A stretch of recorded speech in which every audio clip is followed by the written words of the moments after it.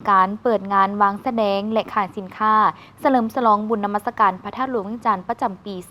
2025 ภายใต้คอนเซปต์นครหลวงจันทร์สวรรค์เมืองลาว และแข่งขันศิลปวรรณคดีของนักเรียนมัธยมศึกษา เพื่อต้อนรับและชมเชย3 วันประวัติศาสตร์ของชาติลาวเฮา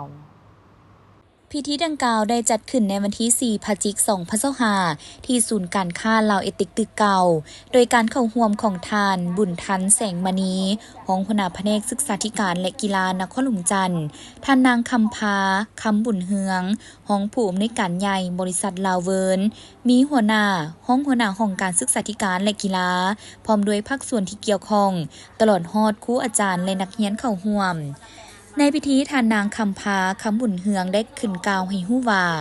งานวางแสดงและขายสินค้าเฉลิมฉลองบุญนมัสการพระธาตุหลวงเวียงจันทร์ประจำปี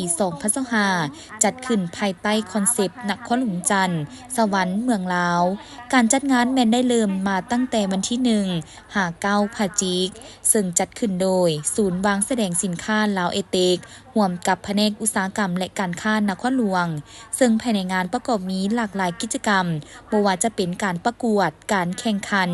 และการวางแสดงสินค้าจากทั้งภายในและต่างประเทศเช่นบรรดาศิลปินลาว3วงใหญ่แข่งประกวดคอสเพลย์รางวัลมูลค่า50 ล้านกีบแข่งขันความสามารถน้องน้อยรางวัลมูลค่า50 ล้านกีบการแข่งขันฟ้อนศิลปวรรณคดีนักเรียนมัธยมศึกษา9ตัวเมืองสิ่งเงินรางวัลมูลค่า50 ล้านกีบประกวดโคเวอร์แดนรางวัลมูลค่า50 ล้านกีบของแจกภายในงานมูลค่าหลายกว่า500 ล้านกีบนอกนี้ยังมีเทศกาลอาหารยัมมี่เทสห้านดังจากลาวไทยและยังมีบอลรุ่นใหญ่ถึง4หน่วยที่นำมาโชว์ภายในงานซึ่งจะเปิดในเวลา 6 โมงหา 8 โมงแลงเพื่อให้เป็นจุดถ่ายรูปเช็คอินของผู้ที่มาเที่ยวชมภายในงานสำหรับการแข่งขันฟ้อนศิลปวรรณคดีนักเรียนมัธยมศึกษา9ตัวเมืองที่จัดขึ้นในครั้งนี้มีความหมายความสำคัญเพื่อเป็นการสุขยูส่งเสริมอนุรักษ์รักษาวัฒนธรรมฮิตของประเพณีศิลปวัฒนธรรม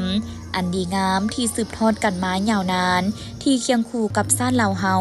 เพื่อให้วัยหนุ่มยุคใหม่เป็นผู้สืบทอดด้วยแนวคิดประดิษฐ์สร้างทั้งเป็นการเสริมและเปิดโอกาสให้อนุชนเยาวชนสาวหนุ่มพร้อมด้วยครูอาจารย์ได้มีส่วนร่วมในการเรียนรู้เพื่อนำไปพัฒนาความรู้ความสามารถการเฮ็ดการแสดงออกให้สามารถออกสู่สายตาในเวทีสากลได้แบบมีสง่าราศี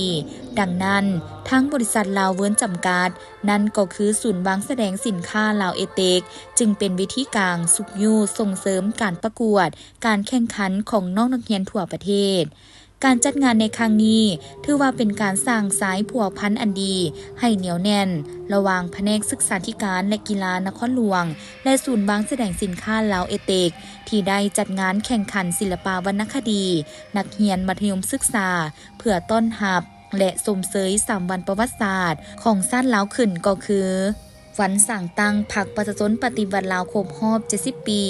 วันสถาปนาสาธารณรัฐประชาธิปไตยประชาชนลาวครบรอบ50 ปีวันคล้ายวันเกิดประธานไก่สอนพรหมวิหารครบรอบ105 ปีจากนั้นท่านบุญทันแสงมณีก็ได้ขึ้นมีคำเพ็ญกล่าวเปิดงานพร้อมทางลันคอง9 บาทเปิดงานอย่างเป็นทางการสำหรับการแข่งขันศิลปวรรณคดี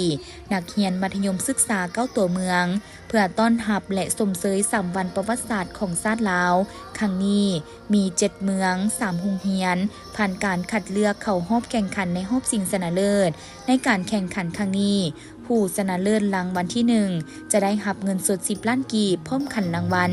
ที่2จะได้รับเงินสด7 ล้านกีบพร้อมขันรางวัลที่3จะได้รับเงินสด5 ล้านกีบและรางวัลสมเชยจะได้รับเงินสด2 ล้านกีบ